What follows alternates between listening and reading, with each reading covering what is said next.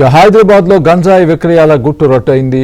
Pan shop లో గంజాయి విక్రయాలు చేస్తున్నారు. 10 గ్రాముల ప్యాకెట్లను 500 రూపాయలకు విక్రయిస్తున్నట్లు గుర్తించారు. నిందితుల్ని అరెస్ట్ చేసి గంజాయిని స్వాధీనం చేసుకున్నారు.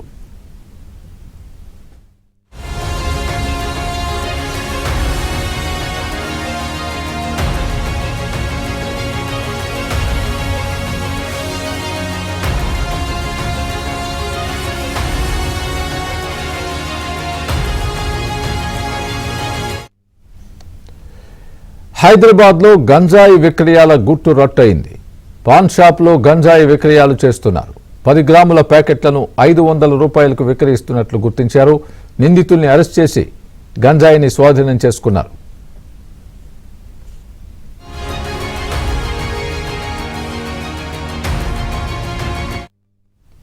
ఇదే అంశానికి సంబంధించి పూర్తి అప్డేట్ మా ప్రతినిధి ప్రవీణ్ చెప్తారు. ప్రవీణ్, చెప్పండి, ఎక్కడ ఈ ఘటన జరిగింది, ఎలా, ఏ పాన్ షాప్ లో ఈ ఘటన జరిగింది, ఈ గంజాయి అమ్మడం, దానికి సంబంధించిన పూర్తి అప్డేట్ ఇవ్వండి.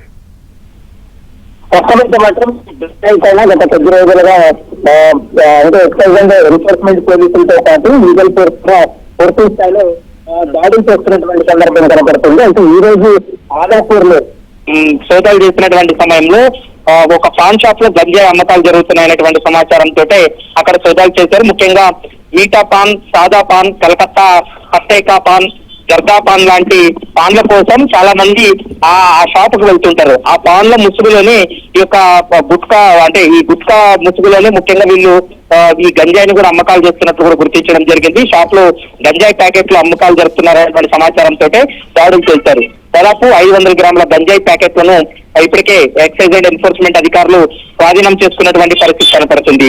ముఖ్యంగా వీళ్ళు 10 గ్రాముల ప్యాకెట్స్ ను ఒక్కొక్కటి 300 రూపాయల చొప్పున కొనుగోలు చేసి వాటిని 500 రూపాయలు అమ్మకాలు చేస్తున్నట్లు పోలీసుల విచారణలో కూడా వెల్లడైనటువంటి సందర్భం కనపడుతుంది.